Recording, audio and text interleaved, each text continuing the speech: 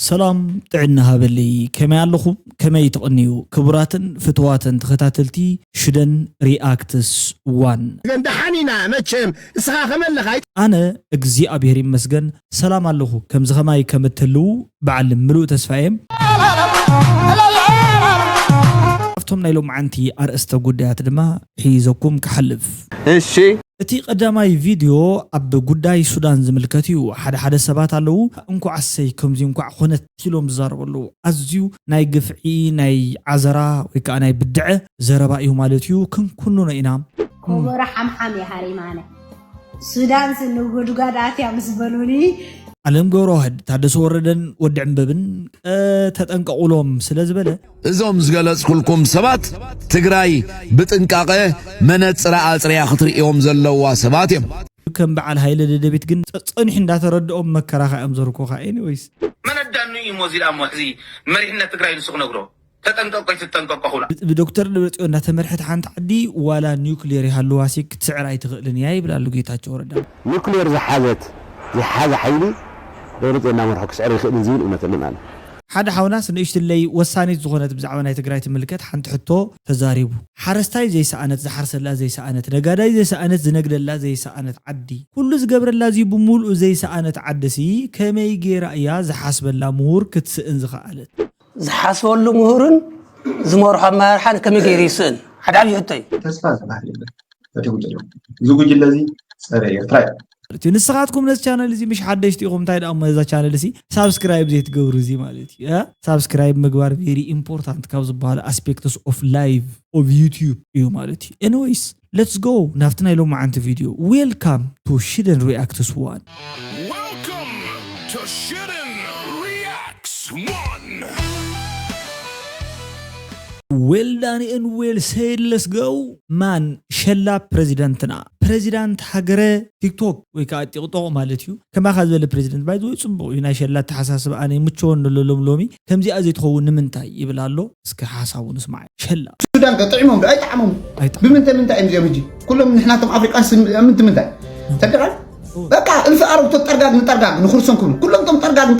كلهم ترجع بلا كلام ترجع سينا بقى نتوزو سيوت لما كلا رشنا طيب بقى رشنا ورا مرخ عند رشنا زين مرخ قتلوا انت زي بس بحنا ولا من حتى ولا خو فيلم فتح زي كل 6 زين شلون تقول روسيا بلهم تبع يوا قتل ضد حرام ضد حر قتلت 9 ضد حر قتلت تقول ضد حر قتلت بالعكس بس ما بقول يا بس ما بقول ومع تفضلوا تاريخهم بس ما بقول نتم تفضلوا سبات بس ما بقول نتم ابي اترازلوا ولا ليه بقولوا كينات ود كينات بقولوا كينات كما تسيج كينات تفضلوا كينات ما تسيج أبنت من تعين دعي أبنت من تعين دعي إذا أيرت راتب بحال تعنا قرنا بقى مزخونا بقى أبنت تعين تعدمو تردخان أنا سي تردخاني حدا بريزيدنت سي كومزي مش ولا قباري إفلتني مش ولا قبائل ودا تمر يبيل أي سالن إنويس مالتي كاب أميوزمنت استبقى سمالت تجريمة أميزد كم مخانين العلي تلعلى إذا سالن زول سربرايز كوينه بتزرو مش ولا قبا مرنعو أزي خمسة مرورلون حرر كم زبولون يزرد عن زول حقوي حرر يبيلو حررنا بالكو يبله اللي در في النجمة ربنا نص مسحل فترة ሱዳን ተቃጢላ ንጉድጓድ ኣትያ ምስ በሉኒ ኮበራ ሓምሓም የሃሪማነ ሱዳን ስንጉድጓድ ኣትያ ምስ በሉኒ ገርመካ ብዓይነይ ንኣምላኽ ሽዑ ግዜ ኣብ 2012 ክሓልፍ እንከለኹ ኣምላኽ ናይ ሓቂ ትፈትወና እንትፈልጠንን እንድሕር ኮንካሲ ሱዳን ሲ ቁልፍ ኣፋ ተደፊኣ ክሪኣለን ويل زحفتنا كما أمسيلكم جنايا والعيا نشتيا بزحات سبات هو من تايكم زي تبل جلجلكم كتزاربوا تخليهم جنك والعيا مالت والع مخانا بمن تاي فريد كايو مسمن كم تغيد نجرني انت مسمن كم توعل نجرني انت مخانا سرح نجرك أزبال مش اللي عدمي خاريها عدمي أريها خات فلتا جنازي أهز أنيا جن سسحات التنجر اللي حفتيناتي أملاخ نتني حدث أيز بهالكبل نتنات كتصلوا تسمعونتهم سودانويان مع تزور لما قد يلن the only حاتيات انتلهم بت حاتياتهم يقصوا عليهم ولا نسخون كتقصعيخي لمنتاي سلاز تبدلك نع حاتيات كي محرلك مالت ايكونن سلاز بدلو نعاتهم حاتياتهم يوصلوا مالت ايكونن منالبات كمزي ክትብል ዝገበራ ሽዑ ዝበጽሓ ነገር ዝገበርዋ ነገር ኮውን ይኽእል እዩ ግን ካይ ይበሃል ሱዳናውያን ማለት ንዓናሲ ካልኦት ካልእት ዓድና ማለት ያ ህዝብና መብዛሕትኡ ግዜ ዝኾነት ነገር ኣብ ዝመጻቶ እዋን ኤርትራዊ ይኹን ትግራዋይ ማለት እዩ መዕቆቢት ሱዳን እያ ኣብ ኣያ ዘላ ንሳት ዓዲ ንሳ ረኻቢት መከራ 77 ዓመተ ምህረት ድርቅን መከራን ኩናትን ኩሉ ነይሩ ዘራጊት ስድራና ድርቅ ኣብ ዝበሃለሉ እዋን ኣብ ሱዳን ነይሩ ሽዑ ርዳእቱ እንዳተሓገዘ ኣብ እንዳነበረ ካብኣቶም እዩ መጽኡ ማለት እዩ ስለዚ ሱዳን ሕጂውን ዛዛ ሓለፈት ቅድሚ 5 ዓመት ገለቢላ ዝተልዓለት ኩናት ማለት 2013 ዝነበረትውን ብተማሳሳሊ ኣዝዩ ሓያልን ጽንኩርን ኣብ ዝኾነ ህሞትን እዋንን ኣብ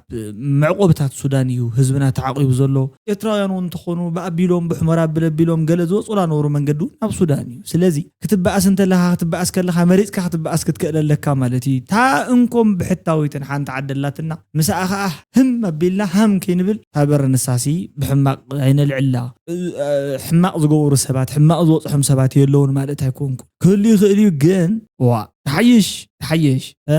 ታደሰ ወረደ ዓለም ገብረ ዋህድ ኢሳያስ ታደሰ ሓላፊ ፕሬዝዳንት ቤት ጽሕፈት ተወልደ ዕንበብ ሓላፊ ስለያ እዮም እዞም ዝገለጽኩልኩም ሰባት ትግራይ ብጥንቃቐ መነጽራ ኣጽርያ ክትርእዮም ዘለዋ ሰባት እዮም ስለዚ ዓለም ገብረ ዋህድ ብጥንቃቐ ክርአ ኣለዎ ታደሰ ወረደ ብጥንቃቐ ክርአ ክእል ኣለዎ ወዲ ዕንበብ መን ዕንበብ ዝበሃሉን ከምኡ ክርአ ኣለዎ ወል ረኣያይ መን እዩ እዚ መልእኽቲ ንሕወሓትን ንቲዲኤፍ እዞም ሰባት እዚኣቶም እንታይ እዮም ሓደ ሕወሓት ይብስሩ ጠላዕ ሕወሓት እዩ ማለት እዩ ሓደ እንታይ ምዃኑ ይፈልጥ ሓደ መንጎ እዩ ግዝያዊ መንግስቲ ግን ሓደ እግሩ ኣብ ሕወሓት እዩ ማለት እዩ ስለዚ ነዚኦም ብጥንቃቐ መነጽር ክትሪኦም ክትክእል ኣለዋ ዲቫይድ ኤንድ ኮንኬር ዝበሃል ፕሪንሲፕል እዩ እንታይ እዩ ኣብ መንጎ ሰባት ኣብ መንጎ ሕድሕዳዊ እንታይ ዝበሃል ዝምድናታት ክትበጣጥሶ ተደሊኻ ጥርጣረ ክትፈጥር ክትክእል ኣለካ ነንበዓላ ዘይትተኣማምን መንግስቲ ከዓ ይጸንዕን እያ ተባሂሉ መጽሓፍ ቅዱስ ጽሒፍዎ ስለ ዝኾነ the grand book of all time the goat book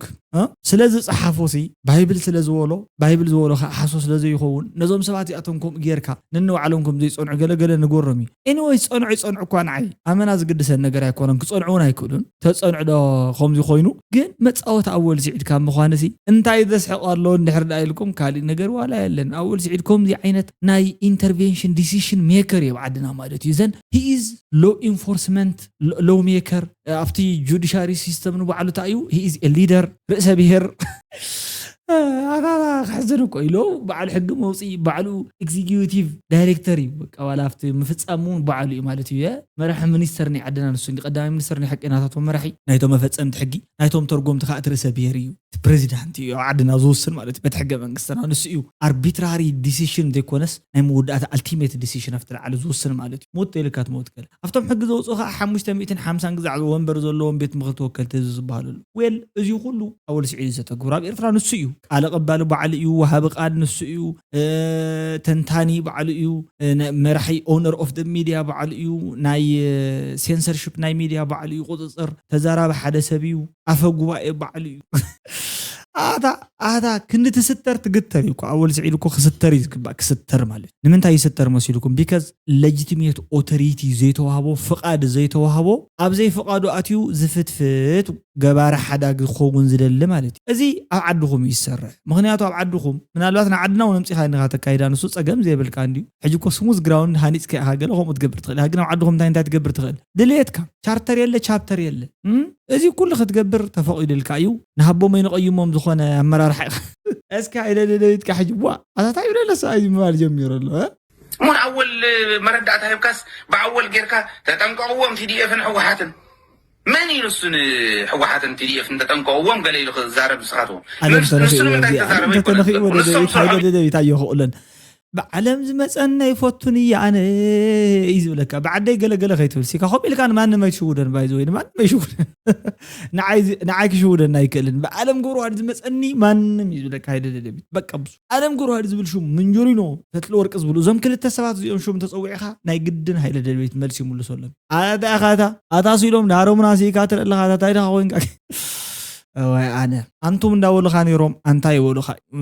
هم يبقى هاي لديفيد كومي مجابر يا خوين مخان إذا ردك إنويس أبكار أتاتون كوم يا هات أتوقع كتب اللي ركبت مريحين تعدي جن دحن ما لغا هلو أول إحنا ديغا كبرات فتوات سمعتي أول أبو تايد بالله 100 أسرات فتحوا موقع أنا أتاق عصو إدم يروم كما يحجيسي إذا أسي سربرايز إنهم جيركمنا كما عصو زغون حساب نيو تعرف قبل ذلو مسلكم تقرأي زستداخل مريحنات نشعبيا إيدو زهاب مريحنات كلها تخفافل لأن النوع على الفرارح كلها يبدل نمنتاي نازللك قلت أجرخا حيسكا نافتنا شعبيا تاك مساعتها بتراب حيزهم بتمصاودي حيزهم تلا أغدي خاي تلا أغني شعوب بالله انتلكا إثيوبيا بمزكايا بخدت بهاجرا وخدت يا تحتكا ناصرنت كوني ترجع حجي زردهم لكم كأنا الناس أنحن دحر قل ملع عمت زقمته لو تزبها لزي بايزو slow process of growth زبها growth of thinking نايزي أتوم بإيفولوشناري إذا عبيز ولكم أبزي أدمي كل تورح يخون يزقو دهات زي خزارب كله نحناسي بخدت تنقرنا نخسس حدا مش إثيوبيا أكو أنت كتصنع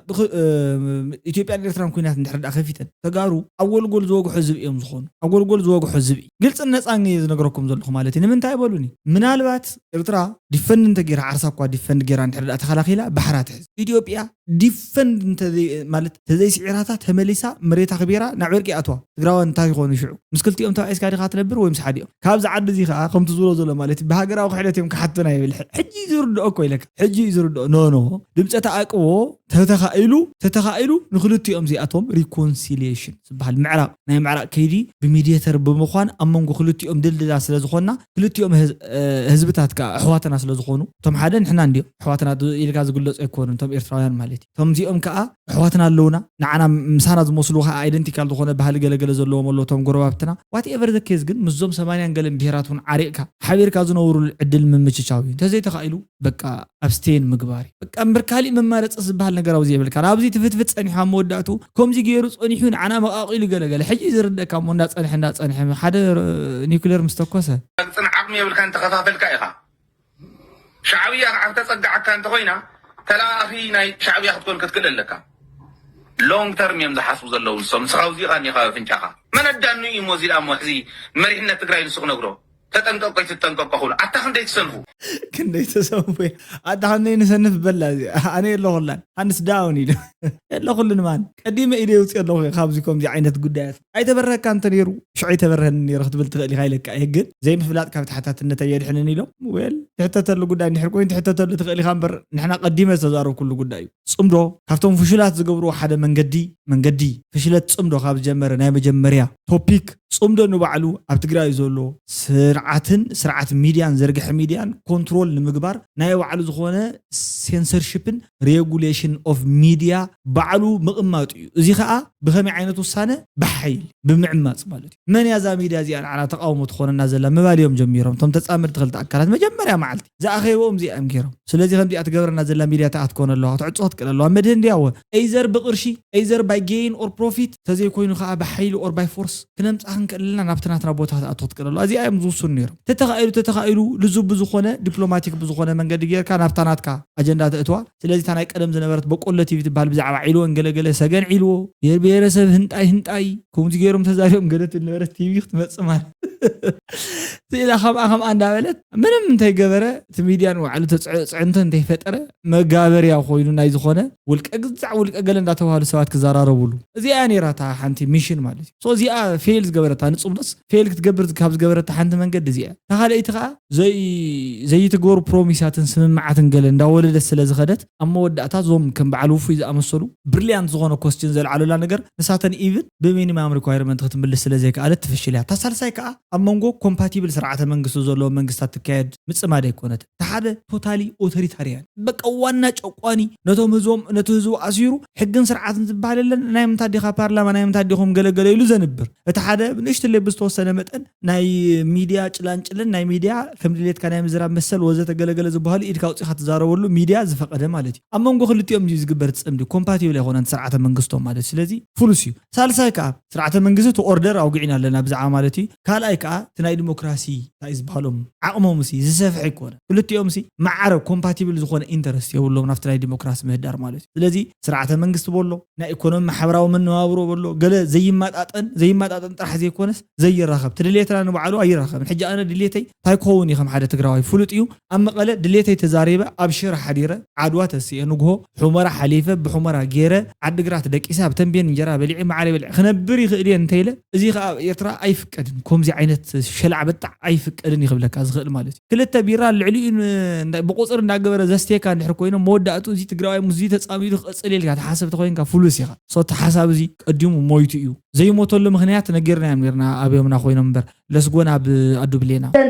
ሃገረ ትግራይ ናይ ፊቸር ሃገረ ትግራይ መቸም ኣብ ጠራዓራ ዘይኮነ ኣባይታ ንኽቡር ፕሬዚደንት ሃገረ ትግራይ ዶክተር ደብረጽዮን እዚኣ ክትበፅሐለይ ትደሊ መልእኽቲ ክነብፅሐልኪ ኢና ኣዱየ ርግፀኛ እዚኣ መልእኽቲ እዚኣ ቆራሪፅኩም ከተብፅሐለይ ንኽቡር ፕሬዚደንት ሃገረ ትግራይ ሃገር ክትኮኑ ድማ ብጣዕሚ ኢና ንምነ ኣብ ጎንኹም ኣለና ኣጆኹም ዝኽፈል ክንከፍል ኢና ምስኹም ግዲ ይብልኩምን ሃገር ክሳዕ ንኸውን ክሳብ ከም ዝተረባረብኩም ሃገር ክሳብ ትኾኑ ኣብ ጎንኹም ኣለና ያ ከም ትስዕሩ ከዓ ርግፀኛታት ኢና ሓንሕኑ ጥራሕ ሓንሕኑ ሰብ ሓመድ ልሒሱ ሓልፎ ይኮነ እንደ እኽሊ ሓመድ ልሒሱ ክጠሚኹ ኣይንገድፈኩም ኢና ከነወፊና ከዓ ሕጂ ከነውፅኢና ገንዘብና መዓት ገንዘብ ኣለና the best motivational of the year ነበረት ማለት እዩ anyways ቀፂልና ኣለና ብደፂ እንዳተመራሕኻ ይትስዕርን ዝብል ሓሳብ እዩ ዘለዎ እስኪ ዓቕሙ ስሩ ኣብ ምፍላጥ ዓብይ ሽግር ዘለዎ ሓይሊ ያው ኮርን ወዲ ኮርን ኮርን ልዕል ኮርን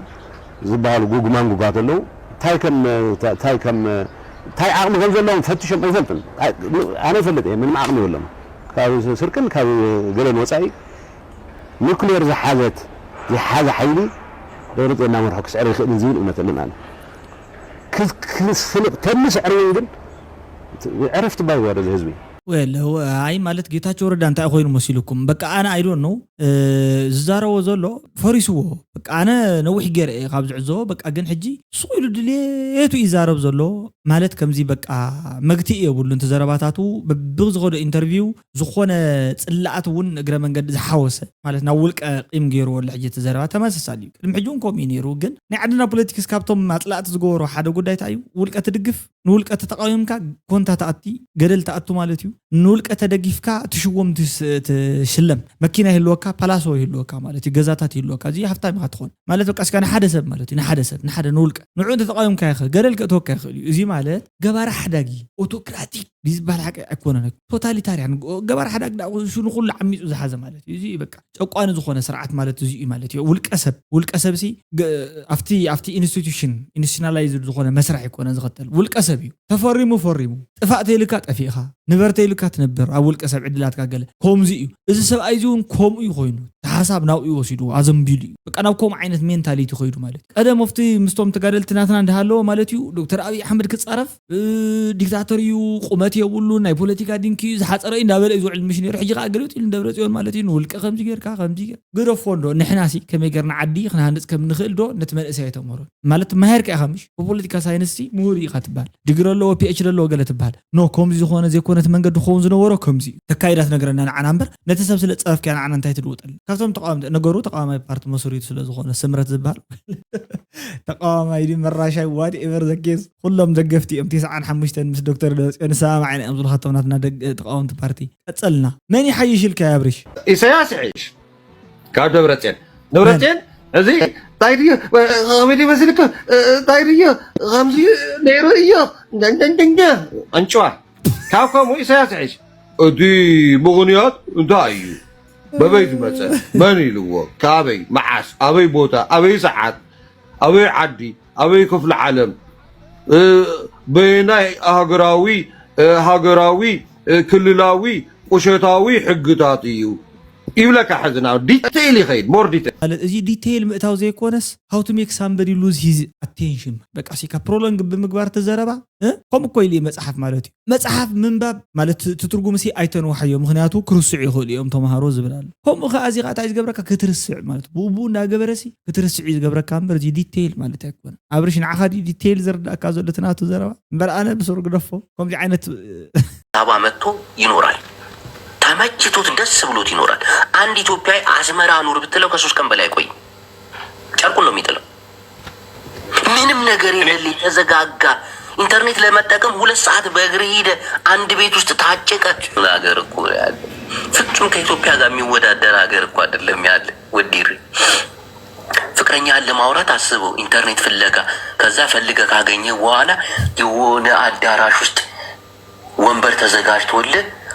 ለሰዓት 5 ብር ከፍለህ አስብ እዛ ፍቅረኛን ስታወራ እናትን ስታወራ ተሰብስብ ኢትዮጵያ ያብዳል። በኢትዮጵያ ላይ ልትዝቱ ልትፎክሩ ምናምን አትችሉ። በተለይ ከም ትግራዋይ ሀገር ዝገበረኩም ዘኸበረኩም ሰብ ከተኸብሩ ለኩም ግዴታኩም ሕጂ ሎሚ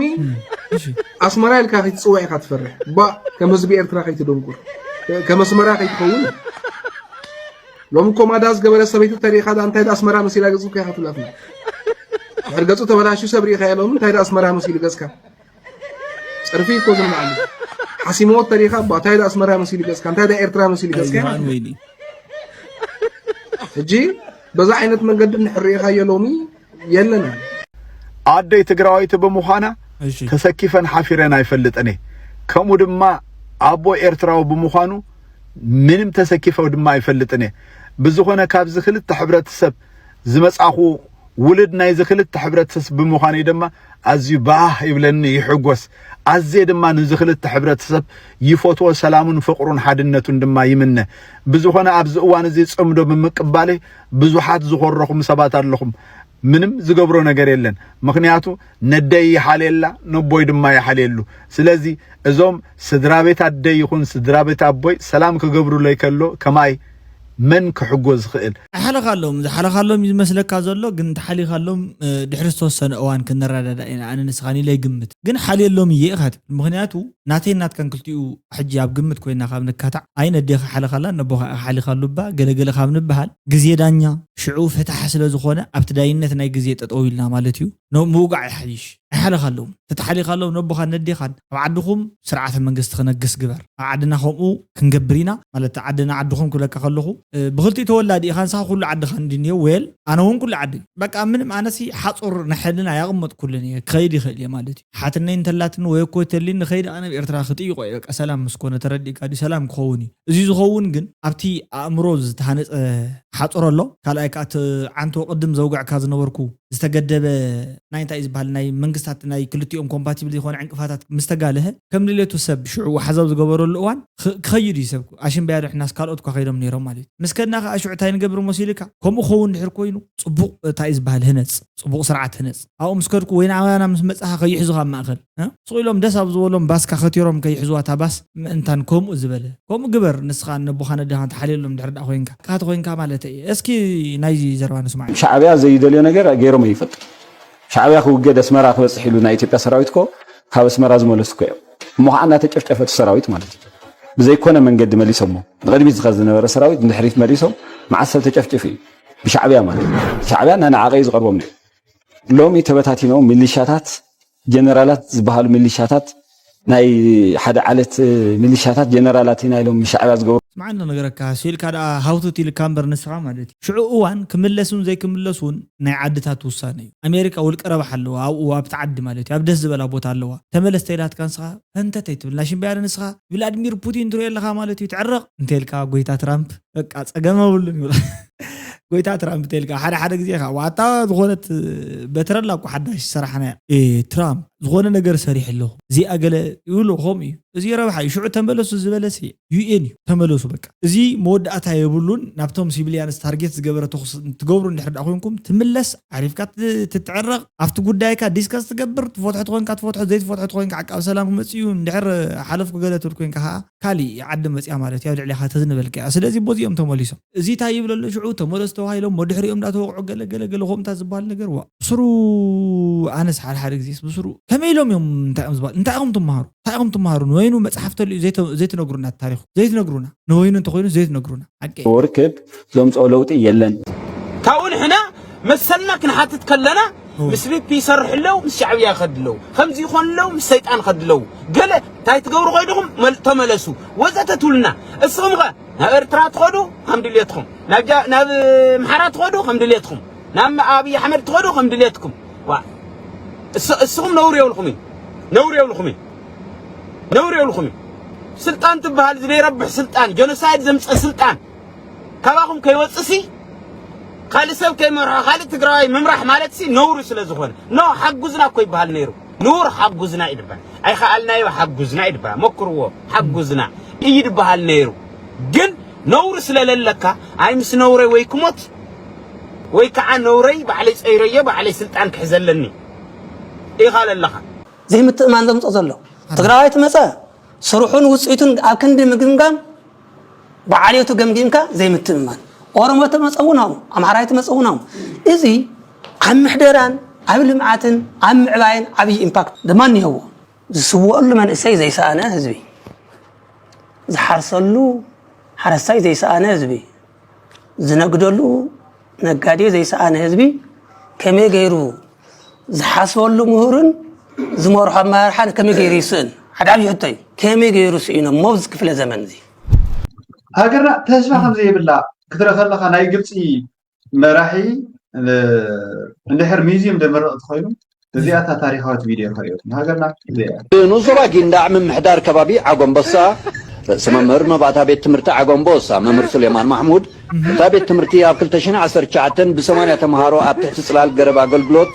كم زرج جمرت صني حقن بيچنفر تمرتي زوبا سمنا وقح بحري ناي صدقه حاجه تغيرلا نبداس كم اجي اب تحت هاي زيكوا بسرو مالتي يحزن نغريو علم فيرتشوال كلاس ممهر يلن بفيرتشوال خاتم مهار سمارت كلاس زبهرالو اول ايتمز مالتي افتي كلاس زلوسي مالت نتي انفورميشن بيرسيفت غبرو لمنغدو يك اتردالو نتا اندرستاندينج نتناي تمرتي عقمي مميخات تحزولو منغدي تحجيز كاب بخالوت ناوتن ماتيريالاتن مالتي تحجيز كاب تمهارلو تتايشو غلغليهم فيلد غبرو مسلو 3 دي تات غله برينت እና ተገብራው ዝመሃረሉ እዋን ካብ ኦም ናብ ዳስ እዩ ኦፍ ኮርስ ግሮዝ እዩ ማለት እዚ እና ዓይቆየስ ተዋሕደ ይኹንኩን ኩሉ ዓድና ከምኡ ዘይወፅሑ ክንደይ ኣብያተ ትምህርታት ኣሎ እዩ ገለገለ ሚኢታዊ ክፋልኒ ዓድናሲ ካብ ትምህርት ካብ ኣብያተ ትምህርቲ ኣዝዩ ዝረሓቐ እዩ ርሑቕ እዩ ማይ ብግርባ ዝገለለሉ እዩ ሕክምና ናይ ሕክምና እንታይ ዝበሃል ዘይብሉ እዩ ቤት ትምህርቲ ከዓ ዘይብሉ ቦታ ኣሎ እዩ እዚ ምንም ምግናን የብሉን ዝነበርናሉ ዝዓወናሉ እዩ ቦገን ትግራይ ማለት እዩ በዓል ሕርም ሕጂ የብሎም ማለት ደደቢት ኬድካ አይን ባዕሉ ርሑቕ ኣፍተው ዘሎ ዓድታት ዝነብሩ ሰባት የብሎም ምንም ዝረኣናዮ ነገር ስለ ዝኾነ ማለት እዩ ወል ከምዚ ኮይኑን ግን እዚ ይሕፍሪ ነይሩ ዜና ይስርሑ ዓብይ ዜና ይስርሑ ዘሎ ካብዚኣ ናብዚኣ ተሓጊዛ ገለገለ እዚ እኮ እንድሕር ፈቂድሎም መንግስቲ እኮ ማዕበል ንበይኑ ክሰርሑ ዝኽእል ቤት ትምህርቲ ሓደ ዓብይ ቤት ትምህርቲ ክሰርሕ ይኽእል እዩ ማዕበል ሃይዶ ኮይኒ ዘይሰርሕ ሃይዶ ኮይኒ ባዕሉ ዘይዛዝሞ ሕድሕድ ኤርትራ እኮ ሓደ ቤት ትምህርቲ ክሰርሕ ይኽእል እዩ ማርያምን ኢማጂን ግበሩ በቃ እቲ ኢማጂኔሽን ወሳኒ እምበር ዓቕሚ ክንደይ ዓቕሚ ዘለዎ እኮ ታያሎ ህንፃታት ገለ ሰሪሑ ጠጠም ምባሉን ብደንብ ገይሩ ሃናፃይ ዝኾነ ክንደይ ቦርድ ገለ ኣይ ናይ ዓለም ዘሎ ብሙሉኡ ሬሚታንስ ብሙሉእ ናይ ዓለም ዘሎ ሓዋላ ገንዘብ ዋት ኤቨር ዓቕሚ ኣለዎም ሰሪሖም ዘጥረይዎ እዩ እዚ ሒዞም ዓዶም ኣትዮም ኢንቨስት እንድሕር ገይሮም ኩማዓት ኣብያተ ትምህርቲ ዝነፅ ናይ ግሊ ኮሌጃት እዩ ዘሎ በቃ ናይ ግሊ ናይ ፕራይቬት ሊሚትድ ካምፓኒ ኮይኑ ብኮሌጅ ደረጃ ብዩኒቨርሲቲ ደረጃ ዓበይቲ እዚ ናይ መን ሕመቕ ናይቲ መንግስቲ እዩ ንዑ ምባል ከመይ ሊያ በካ ክይዱ እንዳበለ እንዳባረረ ድሕራይ ካብ ዳስ ናብ ግዛዕ ተኺልያ እዛ ቤት ትምህርቲ ከምዚኣ ገይሮም ሞኻ እዚኣ ብዜና ገለ ይሕልፋ ኔሮ ድሕሪና ብዳስ እዚኣ ቤት ትምህርቲ እያ 8 ተምሃሮ ማለት ሓደ መራ ሃገር ንካልእ ሃገር ከይዱ ከምዚ ነዚኣ ቤት ትምህርቲ ክገብር ዘይክእል ዓጎም በሳይ ጅንዳ ክገብር ዘይክእል ንሕቶ ኮይኑ ብዛዕባ ካልእ ክንወዳዘዊ ያፋን ተስፋ ዝበሃል የለን ፈቲሙ ዘሎ ዝጉጅለ እዚ ፀረ ኤርትራ እዩ ፀውዒት ንተቃውምን ደጋፋይን ንኩሉ ዜጋ ኤርትራዊ ኣብ ሙሉእ ዓለም ውሽጥን ደገን ዘሎ ብዘይገድስ ፖለቲካዊ መርገፂኻ ካልኣይ ግዜ ኩናት ከይነኣቱ ካልኣይ ግዜ ቀያሕትን ፀለምትን ዋጋ ከይንኸፍል ካልኣይ ግዜ ኣብ ዘይተደለየ ህልወሳ ናይ ህዝብን ምዕናው ንብረታትን ዘቤታትን ከይነኣቱ ካብ ሳዕሳዒት ወፂኻ ተቃውምካ ደጋፊኻ መርገፂኻ ኣለኻ ኣየሃ ኣለኻ ኣብ ኩሉ ሃሎ ይትሓሉ ከም ዜጋ ንዝመፅእ ፅቡቅ ንዝመፅእ ሕማቕ ኢድኒ ተተሓሒዝካ ከም ዜጋ ከም ሓንቲ ሃገር ከም ዘለካ መጠን ሓላፍነትና ክንዋፃእ ኣለና ኩልና አሰብ ግንባር ብልጽግና ትልቅ ምሽግ እየቆፈረ ነው። ይሄ በግለሰብ በሰው ኃይል አይደለም። ኤክስካቫተር ዶዘሮችን አሰማርቶ አውትሶርስ አድርጎት ነው። አውትሶርስ አድርጎ የመከላከያ ኮንስትራክሽን የተሳተፉበት በርካታ ብዙ ኪሎ ሜትሮችን የያዘ አይምን የሚሸፍን ምሽግ እየቆፈረ ነው። አፋር ካሉ ወይ መከላከያ ካሉ ታማኝ ምንጮች ጠይቋቸውና ይነግሯቸዋል። ይሄን ያረጋገጥነው ጉዳይ ነው። ትላንትም ዛሬም ከባድ ቁፋሮ ላይ ነው። ኢትዮጵያን ማነቅ ከፈለገ ኤርትራ መንግስት እዛው ኪሎ ሜትር ላይ ሚሌ እዛ ነው ያለው። ጅቡቲና ኤርትራ በአሰብ በኩል ቅርብ ነው፣ እዛው ነው። ይኹዕት አለ እዩ ነዊሕ እዩ እዚ ኸ አውትሶርስ ተገብረ እዩ ኣነ ክተረጋግፁ ትኽእሉ ኢኹም እዩ ዝብለና ዘሎ ነጊሩና ኣሎ። ከም ዜና ኸ ንሕና ኸ ሰሚዕና ኣለና ወይ ዘረጋግፅ ኣካል ከዓ ከረጋግፅ ተደልዩ ከረጋግፅ ይኽእል እዩ ማለት እዩ። ክቡራትን ፍትዋትን ተኸታተልቲ ሽደን ሪኣክት ስዋን ናይ ሎማዓንቲ ቪድዮ ሲ ከመይ ረኺብኩም? ጽቡቕ ተነይሩ ጽቡቕ በሉ፣ ሕማቕ ተነይሩ ከዓ ሕማቕ ኢኹም ትብሉ ማለት እዩ። ሃናፂ ርእቶ እናገደፍኩም ክትከዱን ልዙብ ዝኾነ ሓሳባትኩም ከኣብቲ ናይ ኮሜንት ቦታ ጽሒፍኩም ክትከዱን ማለት እዩ ብጣዕሚ እየ ዘመስግን። እቲ ትሪእዎ ኣለኹም ታብዚ ተዒፍ ገለ ሪኣክት ትገብረላ ወትናተይ ነገር ተደሚማ ማለት እዩ። ከምኣ ከዓ ጀስት ሪኣክት ግበሩ ኢኹም ማለት ኮሜንት ጻሓፉ ሼር ገለ ግበሩ ኢኹም። ስለዚ ነዚ ጉዳይ እዚ እንድሕር ዳኣ ዝምቸወኩም ኮይኑ ቻናል እዚ ንምዕባይ ደስ ዝብለኩም እንድሕር ዳኣ ኮይኑ ሓሳባትኩም እናገለጽኩም ላይ ክትከዱ እላቦ ልዋም ቀነ ክኾነልኩም ይምነ ንሕና ቀኒዮታ ቻው ጉድ ላይት ንሕና ሕደርታ ሓዋተይ ማለት እዩ